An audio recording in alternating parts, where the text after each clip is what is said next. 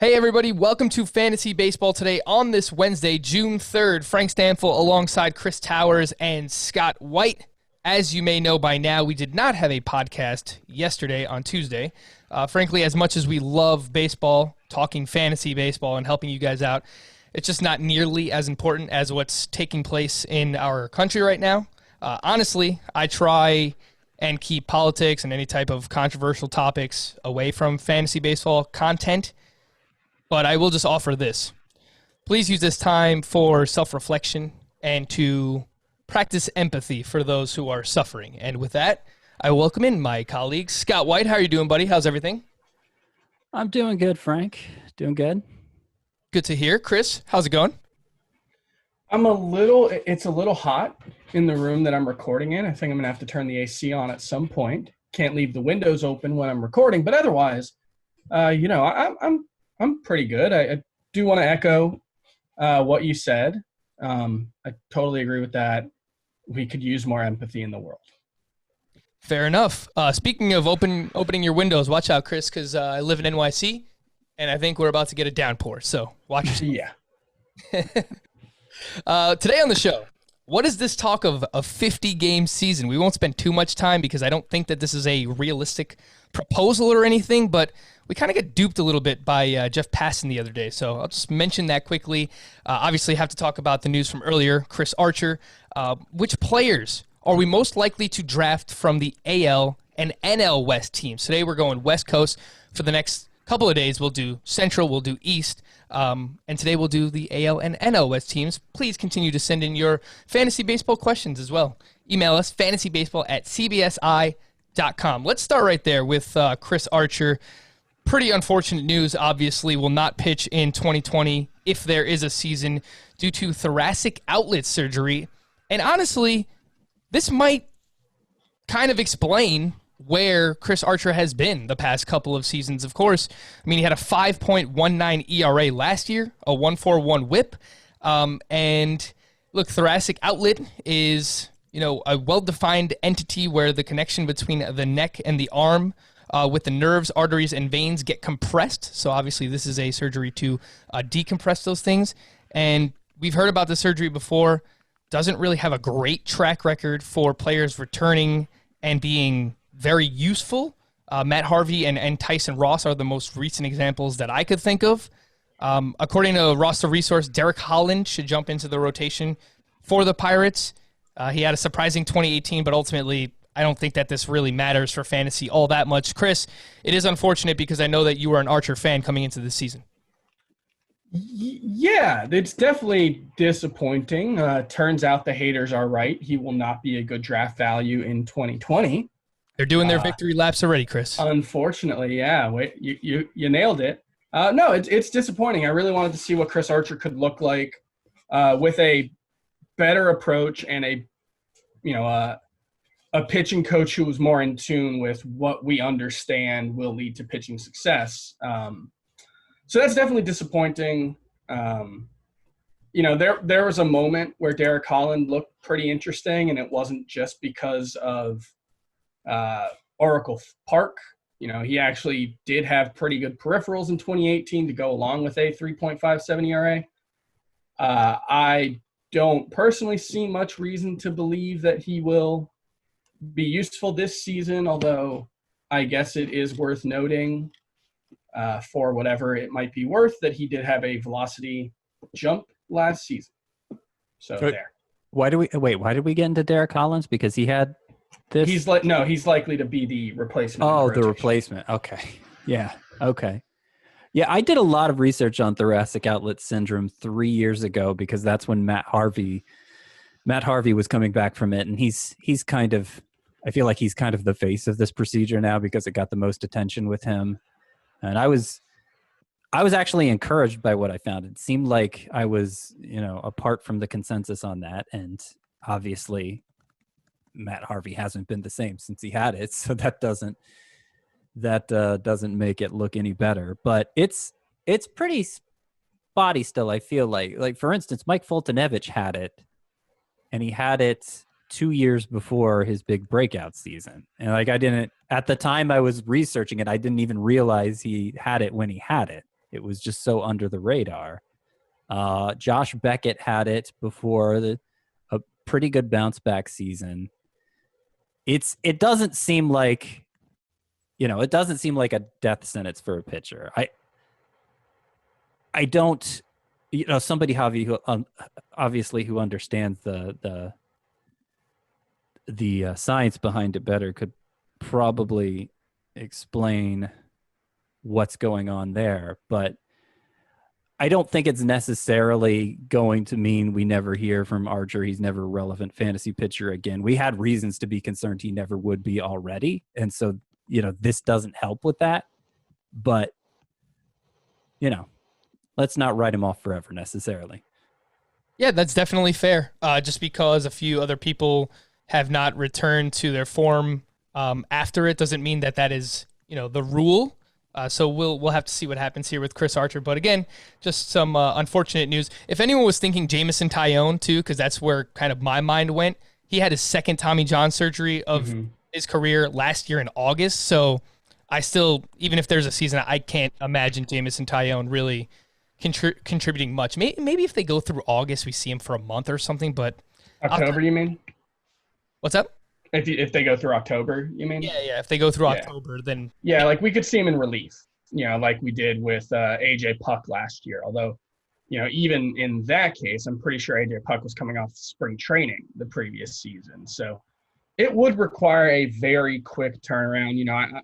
I'm remembering back to Jose Fernandez, who had it midseason, right around this time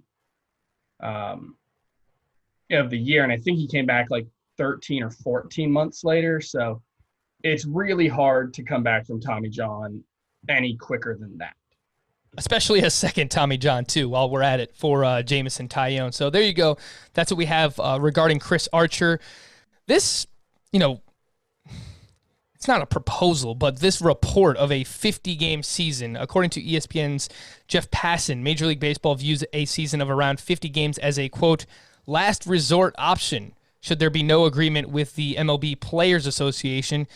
I mentioned Passan kind of duped us the other day because he had this tweet like, tune into SportsCenter, I've got big news. And then he kind of talked about this, but it's not a real report.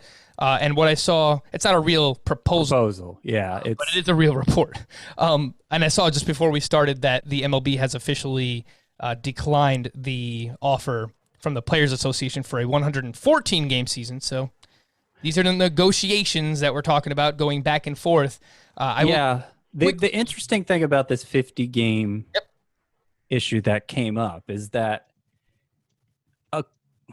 at least the way the owners understand the agreement that came in March, and we've already seen the two sides disagreeing about what they actually agreed to in March. So, who even knows what that's worth? But they are of the understanding that they can set a length for the season and the players would be compelled to participate in it. Like it's not even so much a negotiation. It's, this is what we want to do, so get back to work kind of thing.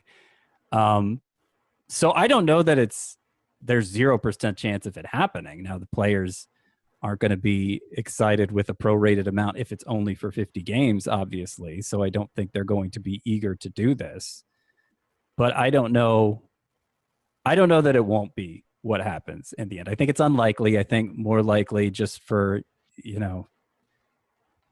good faith, they're going to find some middle ground and it'll be something closer to 80 games. But it sounds like the reason it's not a proposal is because it doesn't have to be a proposal, at least as far as the owners understand what was agreed to in March. And I hope you're right, Scott. I hope if something does happen, we don't dip below 80 games, because anything below 80, just in my opinion, it feels like it would be really, really hard to take that fantasy seriously. A 50-game season, you're looking at, and a head-to-head league is non-existent at that point because you're talking about 8 or 9 weeks. So, playoffs alone take 2 to 3 weeks, and even a roto league for a 50-game season, it's hard to take seriously. I looked this up on May 31st last season, which is around the 50-game mark. Cody Bellinger was hitting 379 with a 12-13 OPS. His numbers would go on to dip much further than that. And Garrett Cole had a 4.02 ERA. The Nationals, I think, were 19-31 Yeah, I saw you tweet that out. Yep. The eventual World Series champion Nationals had a terrible record, 50 games in. And like Roto leagues, you'd play them out the same way. But a head-to-head league, you'd seriously have to alter the way your season works. And I think it probably just like a tournament makes sense. I don't know, every scoring period, 2 weeks, and just elimination tournament.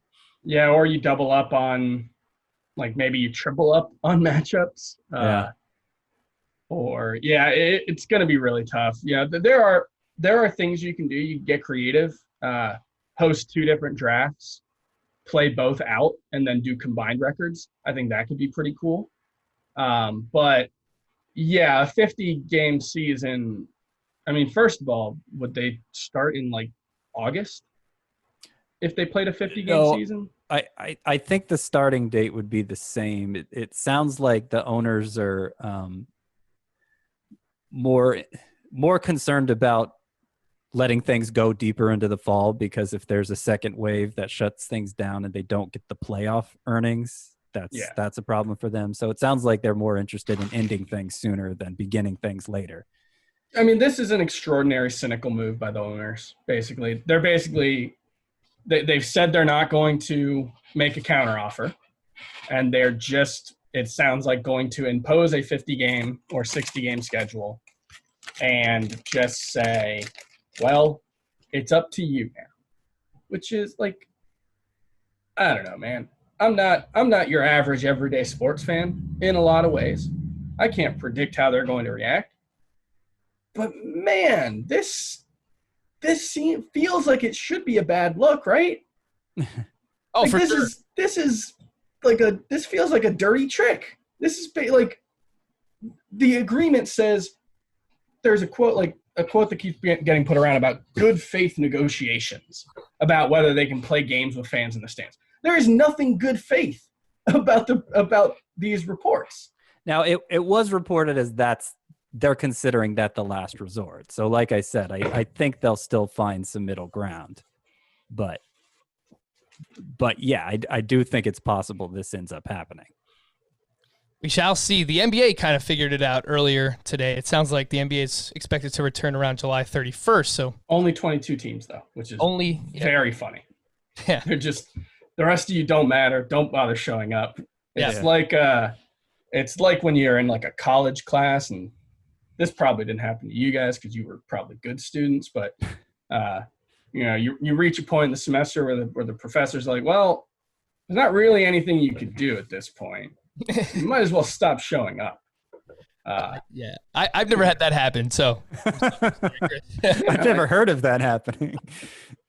Well, I'm sure someone listening can relate. Shout out to my Knicks. They are not one of those 22 teams. Let's move on to our favorite players to draft for each team in baseball. Today we're going to focus on the West. That'll be the AL West and the NL West. So mind you, these are 10 different teams that we're going to get to. Each of us have a player to talk about. Maybe sometimes we have the same player to talk about, but honestly, about 30 different players. So again, like I did last week for the leftovers, I've got to time you guys because that's the only way that we're going to get through this. So let's focus on about 3 minutes per team, which gives us about 1 minute per player. I'll save myself last for each team because if you guys want to go on a little bit longer, nobody needs to hear my thoughts. They need to hear your thoughts. Let's start off with the Houston Astros. A ton of players to choose from. I mean, this was probably one of the hardest teams and is going to be one of the harder teams to figure out. But Scott, I mean, me personally, I'm not going to use first-round players. I mean, you can if you want, and it could be anything. It could be, for the sake of this exercise, whoever you consider the best value, whatever you consider the best skill set for fantasy, whoever you just find yourself drafting the most from that team. Scott, for you, the Houston Astros, you have? Yeah, I'm going to go with Josh James here. I feel like any draft where I don't get Josh James, that means I have failed in some way because it's, you don't have to try that hard to get him. His ADP is 231 across all sites, and just incredible strikeout potential that was visible in the minors. It was visible in relief last year. He had some walk issues last year, his first full season in the majors, that weren't so consistent in the minors. And also he's made some adjustments to his delivery to combat that. when things shut down, he had the leg up for the 5th spot in the rotation, and I think the upside is there, particularly in a shortened season, if there isn't innings concerns, for him to perform like a high-end pitcher. Chris, I know that you're a big fan of Josh James as from the Houston Astros. Is that the player you find yourself drafting most from this team, or No. a different player? No, for me, it's definitely Kyle Tucker. There aren't a lot of guys with the potential that he has. His 150 game pace at AAA is like 34 homers, 36 steals. I think he has every bit as much potential as Luis Robert, and he's going 60, 70 picks later, and he has been pretty much all year. I think Kyle Tucker's ADP has kind of crept up as we've gone on. I don't know where it is exactly right now. 166.6. No, it's still right in that same spot. And, we don't know how much he's going to play is the biggest question. But when you talk about upside for fantasy, you talk about, potential league winners. I think Kyle Tucker can absolutely be one of those. And playing time is the reason why you get him where he's going. If we knew for sure he was going to be the everyday right fielder, he might be a 4th or 5th round pick like Luis Robert, Yeah, I think he's easily a top 75 pick in that instance. But, once you're discounting 90 picks, I think you're looking at a pretty solid discount. I'll quickly just add Michael Brantley is the Astro I find myself drafting a lot. And just in general, I found myself putting a lot of old players on this list, so that might just be something I have to reflect on myself. But a 121.4 ADP, get him in like the 10th or 11th round. He's a little bit older, but has managed to stay relatively healthy the past 2 seasons, at least a 309 batting average in each of those. And he can offer production regardless of format. 3.4 fantasy points per game last season. That was tied with Chris Bryant and Jorge Soler. And even in Roto, he's a plus batting average, which is harder to find at that ADP. And in Roto, you need 5 outfielders. That's exactly where Michael Brantley plays. I find myself drafting a decent amount of Michael Brantley. Let's move on to the Los Angeles Angels. Chris, you can get us started this time. Another team that has a decent amount of intriguing pitchers, some bats there in the middle of that lineup. Where do you find yourself going with the Los Angeles Angels?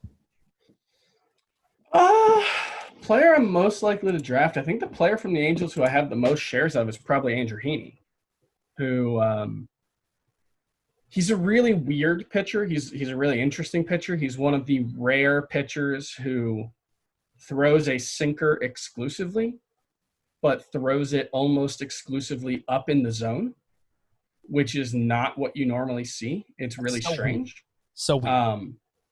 And so, because usually you want to throw up in the zone if you're throwing that 4-seam fastball with the backspin, that'll create the appearance of rise. He has, a lot of side-to-side movement on that pitch that he's throwing up in the zone. And it's led to mixed results, I think we can say. I think part of the reason why he gets so many strikeouts is because hitters just don't see a lot of pitchers who throw like him. Part of the reason he gives up so many home runs is probably that he's throwing a sinker up in the strike zone. But I think he's better than his peripherals last year certainly were. He's got, I think, good control, good strikeout potential. He needs a little better luck on home runs, and he needs to figure out a way to reduce his home run rate in addition to that. But if he can do that, I think there's a lot to like about Andrew Heaney. Scott, where are you going when it comes to the Angels? Who do you find yourself drafting a lot from this team? 2 pitchers I find myself comparing pretty often are Andrew Heaney and Dylan Bundy, because I feel like they both have a lot of swing and miss potential. They've both been very vulnerable to home runs. Dylan Bundy has the change of scenery case going for him. And when it's a pitcher leaving Baltimore, hitter-friendly venue, hitter-friendly division, and just a team with a dreadful track record when it comes to developing pitchers. You always think of what happened to Jake Arrieta when he left Baltimore for the Cubs. I think Bundy still shows plenty of upside with the swing and miss on that split change and going to a bigger park, a division with a lot of pitchers' parks.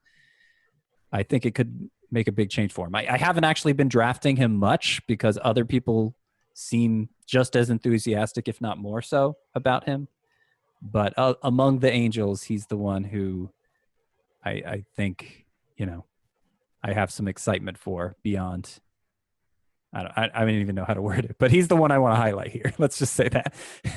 I think it's relevant mentioning Dylan Bundy's name on a day where we talk about Chris Archer because, Chris, something you bring up a lot with Archer is you shouldn't just not draft him because he's burned you before. And that's the same thing that I can see when it comes to Dylan Bundy. I've talked up Dylan Bundy this year as a sleeper as well, and people will respond, oh, well, he's been so bad for so long. He's burned me. I can't go back to the well. Well, he has a change of scenery now. If there's ever a time to go back to the Dylan Bundy well, it is now. The player that I find myself drafting most from the Angels, fitting the theme of just older guys, Justin Upton, 194.4 ADP, dealt with a ton of injuries last year, a toe, a quad, a knee. By all accounts, it seemed like he was healthy during spring training. There was even a best shape of his life report. And he's one of these guys that gets hot. He's extremely streaky. I like him better for roto leagues. But in a shortened season, if Justin Upton could get hot, hitting in the middle of that Angels lineup, I still think that there's something left. I'm trusting the bounce back on the health when it comes to Justin Upton. Let's move on with that. Not so much on Dylan Bundy, who I think is just not that good, but very smart people. I know Alex Fast is in love with Dylan Bundy this year. Alex Fast, a pitcher list, who I respect greatly. But yeah, I think Dylan Bundy's just bad. Don't do that, Chris. All right, the Oakland A's, Scott. Well, I wonder where Scott is going with the Oakland A's. It's Sean Murphy. No, of course, it's Mark Canha. It's Mark. Seriously. For those who haven't heard yet, why I'm so enthusiastic about Mark Canha this year. I mean, just look at the numbers, especially look at the numbers from the time he took over as an everyday player, lefties and righties, a lot of it in center field, actually. June 26th on last year, roughly half the season. In other words, he hit 295 with 16 homers and a 936 OPS. He was basically, Chris Bryant. As much as he walked, you look at his on-base percentage alone, just where he is on the leaderboard. It's like Mike Trout, it's Alex Bregman, and then Mark Canha's right there. Yeah, he's old, so I think people are just quick to write him off. He's 31 already, and niche as the lesser half of a platoon, the right-handed bat in a platoon before that, but he was even better against righties than lefties last year. He made a change to his approach where he stopped chasing pitches on the outer half of the plate and just swung at things in his wheelhouse. And that helped lead to the increase in walks. It helped lead to the increase in overall production. And considering he's drafted outside the top 200, it's really a low-risk play for I think, potentially stud production. Chris, Oakland was another tough team for me, similar to Houston. There are a lot of names that I like on this team. Where did you go? Yeah, it's funny. I've written up Sean Murphy a lot, but I haven't really drafted him much, so I don't want to go with him. Put your money where your mouth is, Chris. For me, it is probably Frankie Montas, another guy who we talked a lot about this year. I've drafted him less than I thought I would have at the beginning because I was huge on him last season at a time when it felt like there was a lot of skepticism. And even at the start of, draft prep season 6 months ago now, it didn't feel like there was all that much interest. And then just kind of slowly started to build. And there's been a lot of hype about Frankie Montas. I agree with it a lot, but there are times when there's someone who wants him more than I do, but he's the guy I want to draft most out of this A's roster. Great splitter that he introduced last year that helped his slider and fastball play up. I think there's room for him to sustain, if not build on the breakout with, potentially using that slider even more and that splitter even more to make him even harder to predict because, he went through the league for 90 innings basically with that new splitter. The league's going to adjust. He's got to have to adjust to it. I just think he has the skill set to do so. I'm 100% with you on Frankie Montas. He was the name that I had here, 111.2 ADP. It's tough because I draft a lot of Ramon Laureano and Chris Davis with a K. And then there's also Mark Hanna, who I do like. But, Frankie Montas. Not worried about the PEDs. I don't think PEDs helped him throw a splitter last year. So I am in. He's ranked inside my top 25 starting pitchers. I'm quite bullish on him. The Seattle Mariners. I don't know if it's as hard. Next. Yeah. That we like on this team. But, Chris, get us started with the Mariners. Ugh. They're not devoid of interesting prospects and recent prospects. A guy like Shed Long has some prospect potential. Kyle Lewis showed off some power last season, although way too much swing and miss in his game. Daniel Vogelbach fell off hard but showed his upside in the first half of the season. Evan White, another guy. Yeah, it's got to be Malik Smith for me, though. I guess I could make a case for Yusei Kikuchi, Justice Sheffield, and Taijuan Walker as well, but those are all really, really deep sleepers who probably will go undrafted in most leagues. Scott, interested in any of those arms that Chris mentioned? I know last week you said you are not in on Marco Gonzalez, so I'm going to assume it's not him.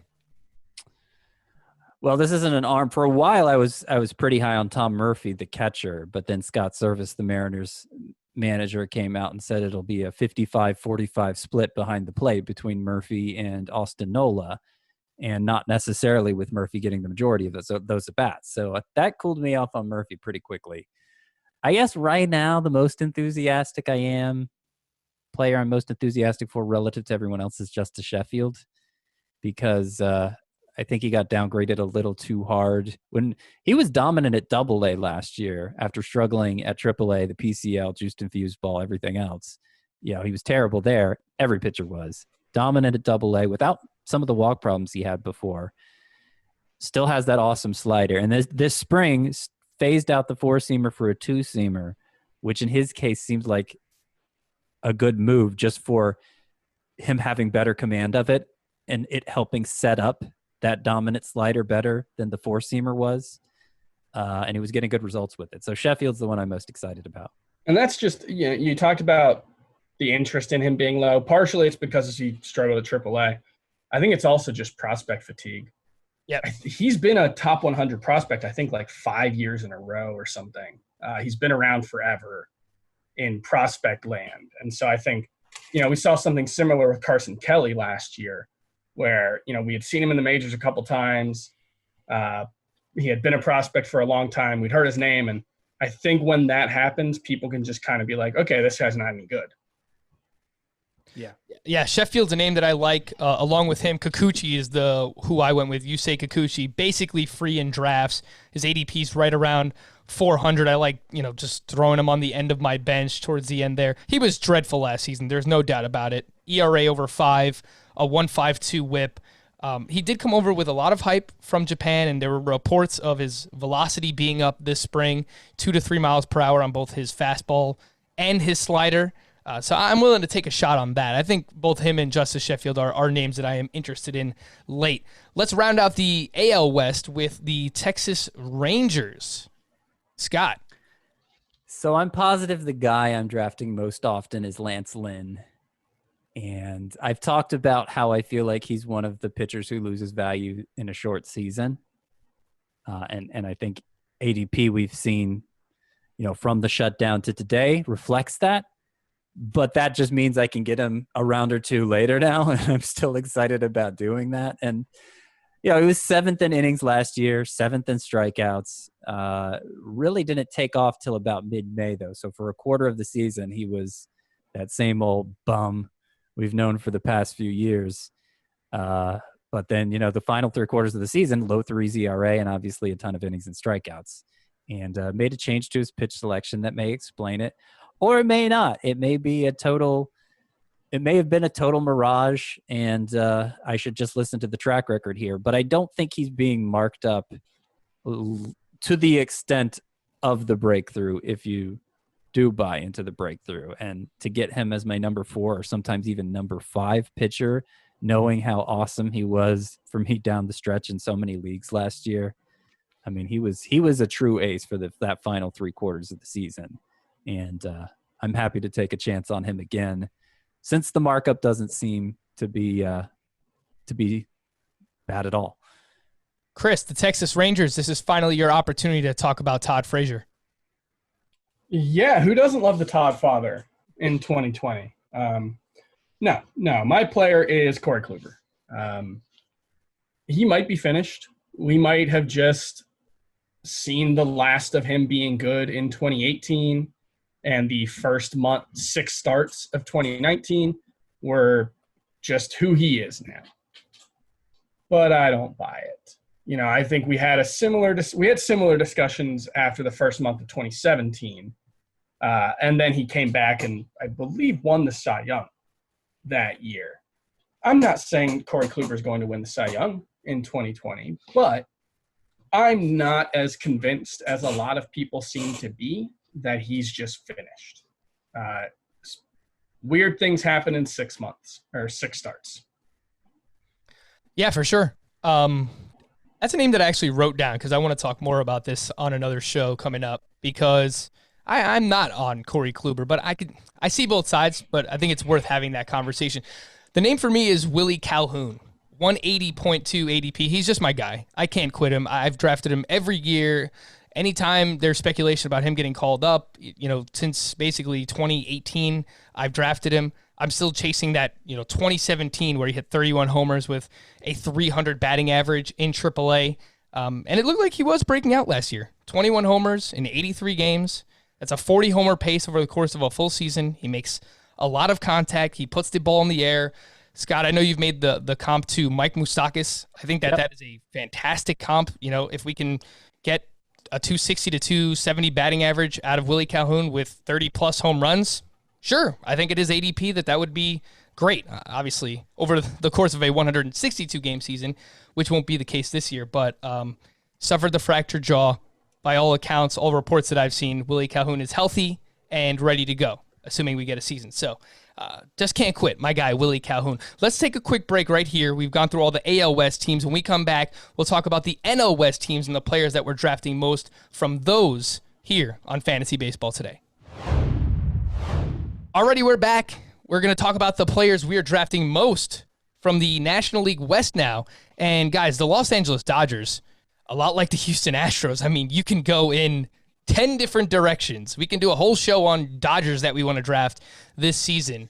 But Scott, get us started with the Dodger you are targeting most or winding up with most on your teams.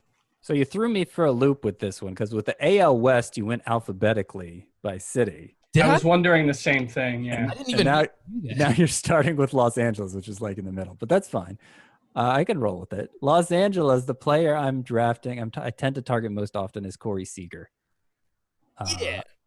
Now, I do, there's a lot of players to like, so I don't need to get into alternative picks potentially. But Corey Seager, he's my ultimate fallback option at shortstop. It's really hard to resist filling that spot sooner because there are so many good shortstops.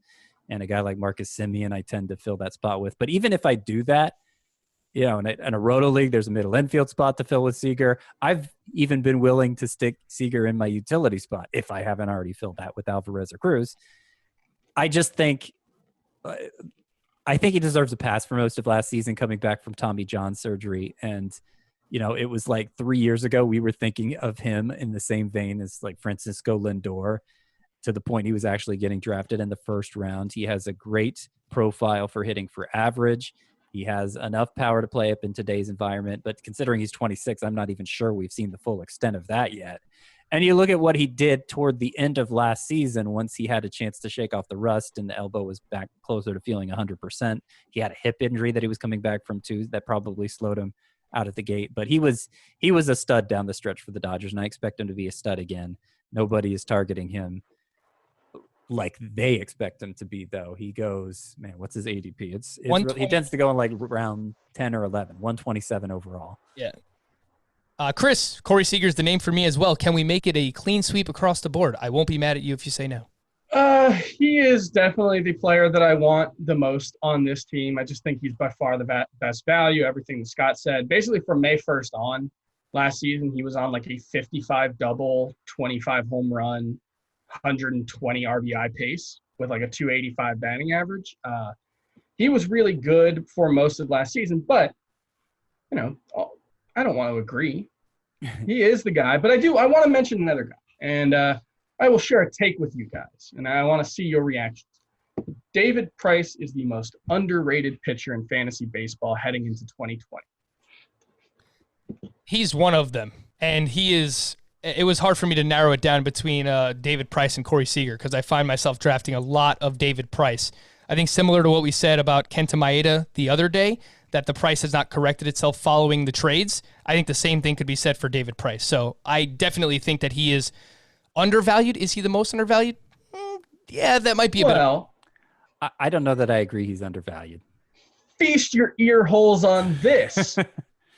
David Price went on the DL on August 8th. And when he was placed on the DL with wrist issues, manager Alex Cora told reporters that he had been feeling something for the last 3 or 4 starts. So those last three or four starts, those last 4 starts, he gave up 11, 14, 20 earned runs in a small amount of innings. I don't want to do the math again. Through his first 17 starts, which is directly before that, he had a 3.16 ERA with 102 strikeouts in 88.1 innings. Now, those 88.1 innings came in 17 starts, so the innings per start was pretty low. However, you also have to keep in mind that he had 2 starts of 1 1/3 inning or fewer. He went 6 innings in more than half of his starts overall before that point. I think David Price is still pretty good, and I think the Dodgers are going to get the most out of him. I think David Price is incredibly overlooked in 2020. We're going to have to use Scott's retort as a tease for an upcoming podcast because I do want to get to these other teams as well. But yes, we will talk about why Scott does not share the same sentiment as Chris on David Price. I do find myself drafting a decent amount of David Price. But Chris, we'll come back to you right quick. Arizona Diamondbacks. Who do you find yourself drafting there? I think I know the answer. You think you know the answer? I think I know the answer. Well, maybe I'm not as predictable as you think. Does it rhyme with Schmap Schmelin? Maybe What? I'm as predictable as you think. Yeah, it's that guy. I mean, this is actually a team that has a lot of guys who I'm interested in drafting. I really like Carson Kelly, who, as we talked about a lot. I think Christian Walker is very interesting. Ketel Marte and Starling Marte, obviously, if you want to go in the early rounds. And then, Luke Weaver. But Zach Allen, 4-pitch mix, 4 pitches he can throw anytime, in any count. Throw him in the strike zone, throw them out of the strike zone. Has a couple of breaking balls that look like they can get swings and misses. Last season, he really had 2 starts where his control faltered. I think he had 11 walks in 2 starts, and otherwise his walk rate was very good. And that's been the case throughout his minor league career. So, we saw an above average strikeout rate, 28.7%. That's actually very good.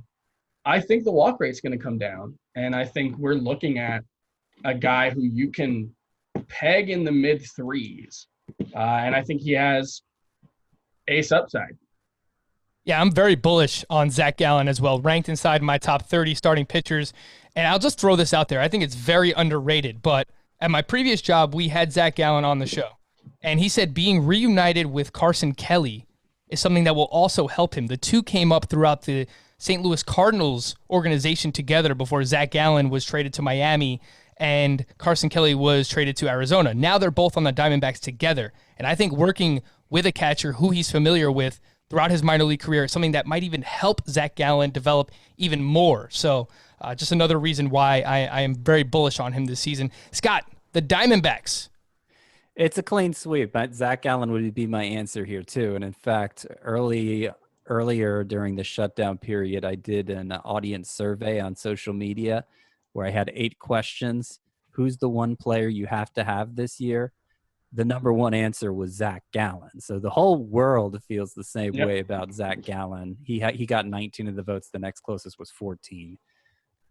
Just to highlight somebody else, I'm also enthusiastic about drafting Ketel Marte in the like round 4 range. He's what I tend to go with if I don't take a starting pitcher. Usually I'm so focused on starting pitcher I can't, but like he seems to me the standout at second base these days. And then when you add outfield eligibility, the versatility there, yeah, I'm really excited. I think he performed like a second rounder last year, so to get him in round 4, if you trust the breakthrough as I do, is something you want to do.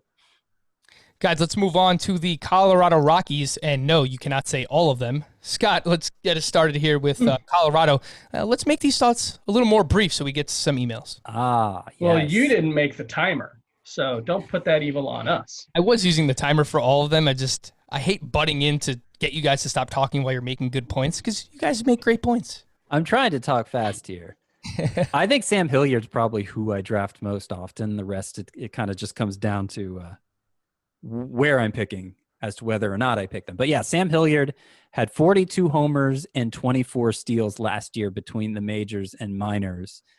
The time he spent in the majors was brief. It was September, but he hit 7 home runs during that stretch. And the fact that it looks like there's going to be a universal DH now, I'm not nearly as concerned about his playing time anymore. He costs next to nothing. He's going outside the top 300 players, and particularly in like a 5 outfielder league, a roto league, to get a potential power speed threat, in an environment where the power is going to play up. I think that's an exciting pick. Not sure he's going to play much against righties, but in a 5 outfielder roto league, I'm not sure it matters either.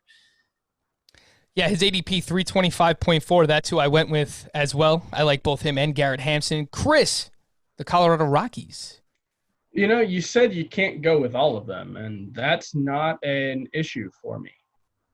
There are guys who I like because they're cheap, but I think this is kind of a bad team. I think it's like an underrated bad team. I think they're not going to win many games at all. And I look up and down their starting lineup, and it's like, well, Story, Blackmon, Arenado, yeah, I want them. After that, there's nobody penciled into their starting lineup who I'm particularly interested in drafting at all. So I guess I'll default to Garrett Hampson. Fair enough. San Diego Padres. You guys have heard me talk about Manny Machado a ton. I am the Machado man, but I assume neither of you are going to have Manny Machado as the Padre you want to draft. Scott? No. I thought you were going to go with Chris first. I'm going to go with I think it might be Mackenzie Gore now. I think it might be.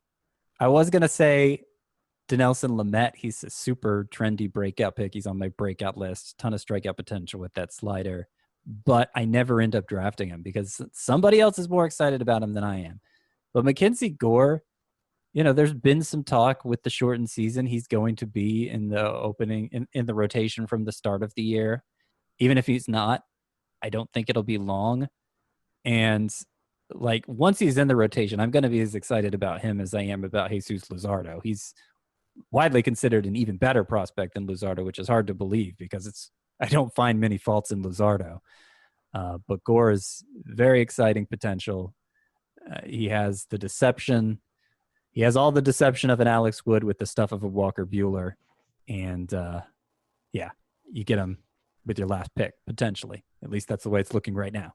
Mackenzie Gore currently going 200 picks on average behind Jesus Luzardo, so definitely could be a great value there. Chris, who's currently playing with David Bowie. Who do you like on the Padres? That sounds weird. That's a cat, David Bowie's. Yes, David Bowie's my cat. She got... Oh. No. That was just me saying pause because it sounded weird when I said you. Oh, okay. Yeah, David Bowie got spayed yesterday, so she's having a hard time. So I just wanted to give her some love. That sounds weirder.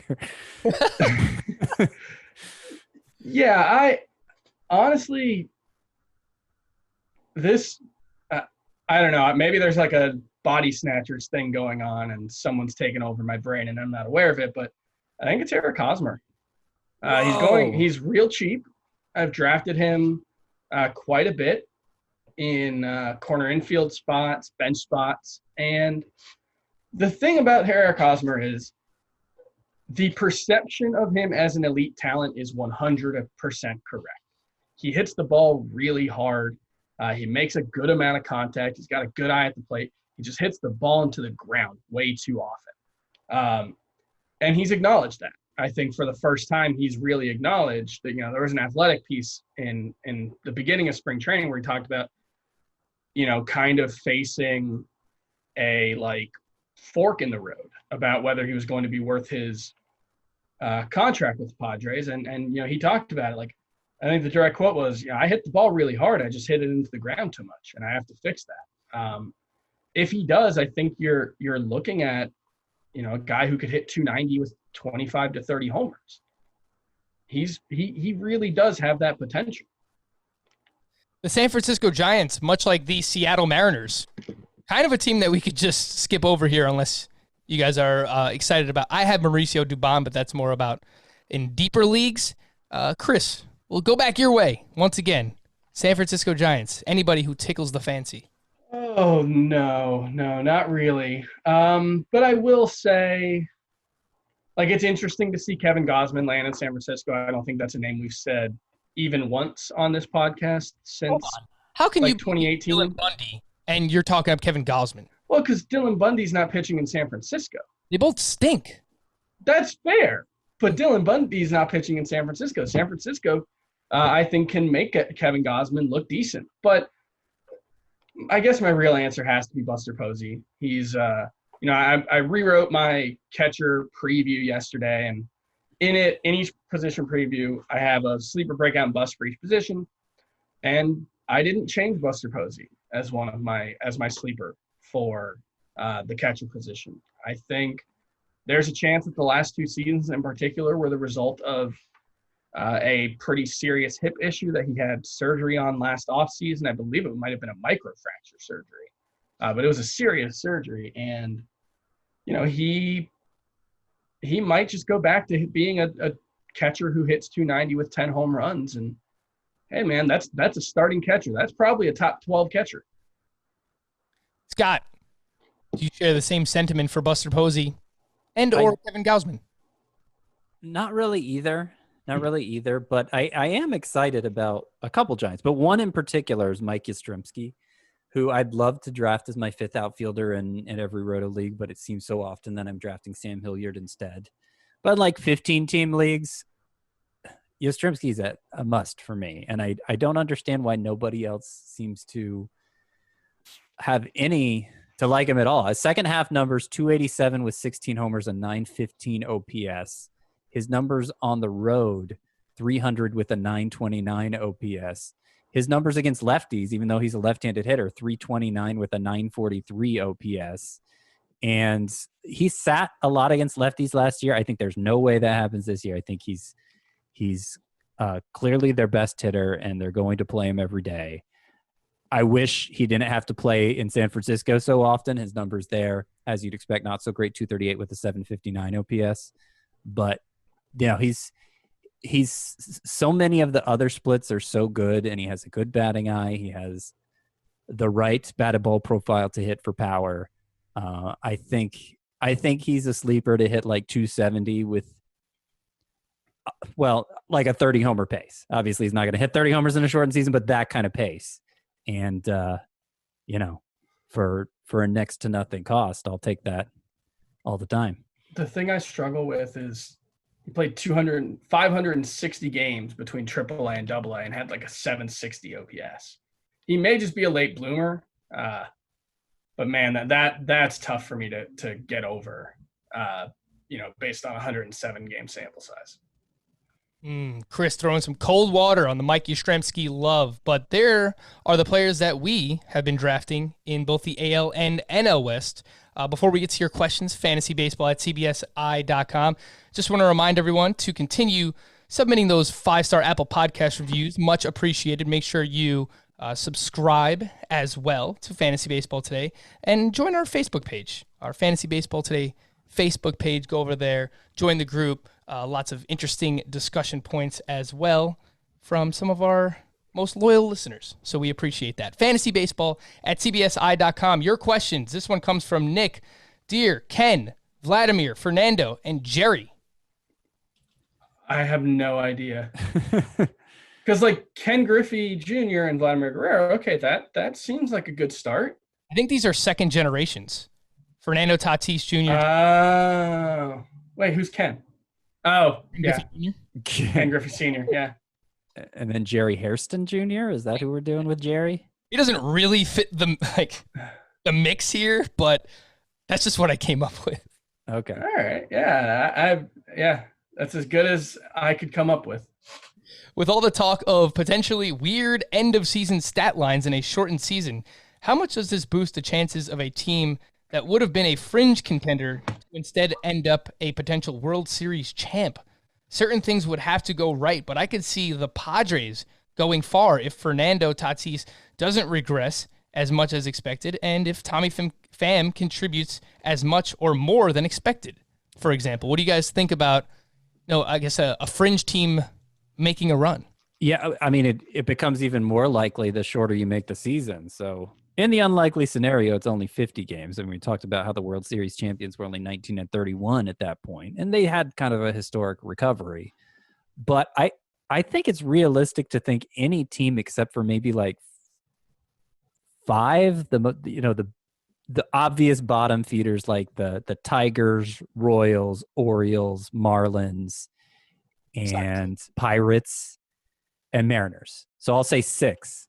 Am I forgetting somebody from the West who's The Giants. Yeah, the Giants. So seven, all but seven teams, I think, could realistically make that kind of run in a 50-game season. 80 games, I might have a few more added to that list. But yeah, I could definitely see that happening. I mean, you've got a situation where you mentioned 2017 or 23 teams you could see realistically having a chance to make a run. 61% of those 23 teams are going to make the playoffs because we're going with a 7-team playoff in each division too. So yeah, like I could see a team like the Blue Jays absolutely getting hot. And even if they don't get hot, some teams probably going to make the playoffs at like 26 and 24 this year with 7 spots. Yeah, that's exactly what came to mind. And it just, a lot of the MLB postseason is just who's hot at the right time. I always go back to the Colorado Rockies when they made the World Series against the Red Sox. Like, that Rockies team to me should not have been in the World Series, but they just got hot at the right time and they made their way through. So a lot of the MLB postseason is just whoever gets hot at the right time. So didn't an 82-win Cardinals team win the World Series? Am I remembering that wrong? I don't. Not entirely sure. I know there was a team in the 80s that didn't win many games, but I can't remember. They like upset that maybe it was the Reds, the 1990 Reds. What was their record? Or no, wait, the 06 Cardinals won 83 games and won the World Series. Wow. Yeah. I'm thinking of the Kirk Gibson Dodgers. What year was that? 1988. Yeah, but they won like 90 games. 88. Yeah, but they won like 90 games. 91, okay. I think. Okay. This next one's from Joe McGinley. Hey, Chris, Jalen, Juwan, Ray, and Jimmy. That one's easy. That's the Fab Five. Now, we're going to try to figure this one out together because he says, obviously, this is a Fab question, but then doesn't really ask a Fab question, so we'll try and figure this one out together. Wondering what to do with Nelson Cruz and Shohei Ohtani, hitter only, in a daily lineup changes head-to-head categories league with only one utility spot. I think they are both undervalued. Do I wait until both start mashing when the season starts? Will Ohtani stop swiping bags now that he's pitching? I don't know how Fab works into this, but I guess basically, what would you do if you own both Ohtani and Nelson Cruz with only one utility spot? Well, I'm assuming okay, so this must be Yahoo because he's saying Shohei Ohtani hitter only. Yeah. So we're leaving out, okay. I think I'd just wait for now, probably trade Cruz. But, is Ohtani, if he's going to be sitting that often, is he going to be how often are you going to end up starting? It's a daily league. Okay, sorry, I'm catching up here.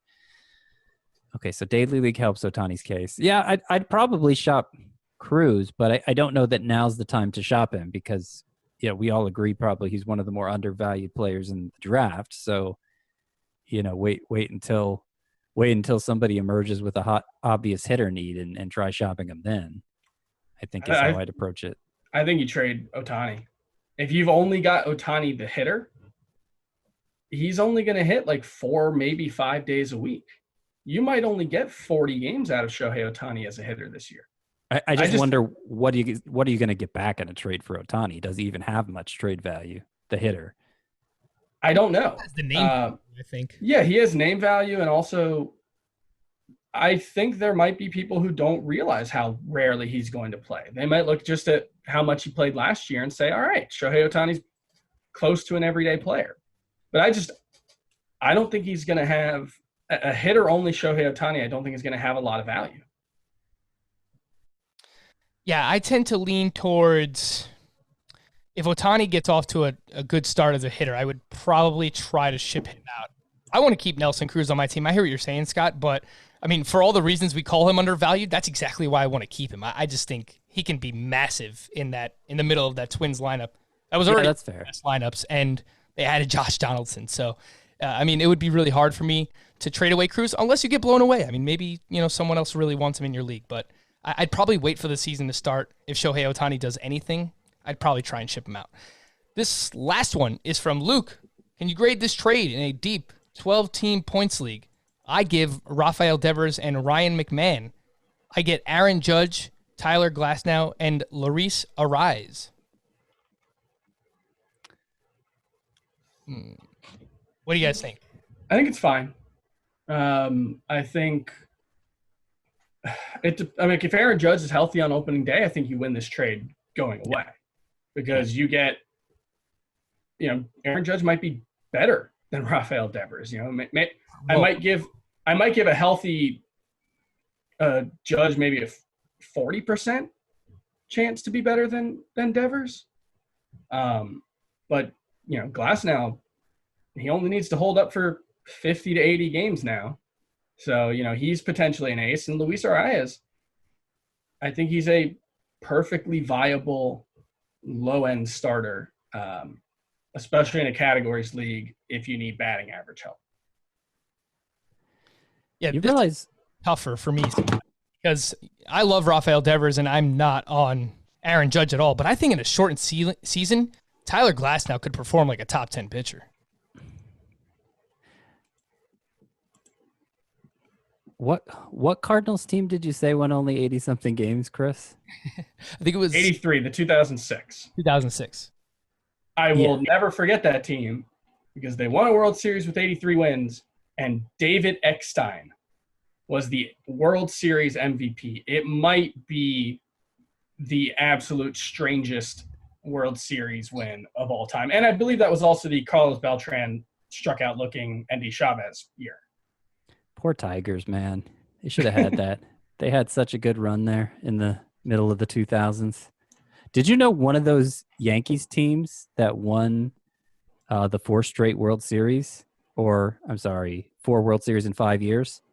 One of them only won 87 games. 2000, the Subway Series, them and the Mets, they were 87 and 74.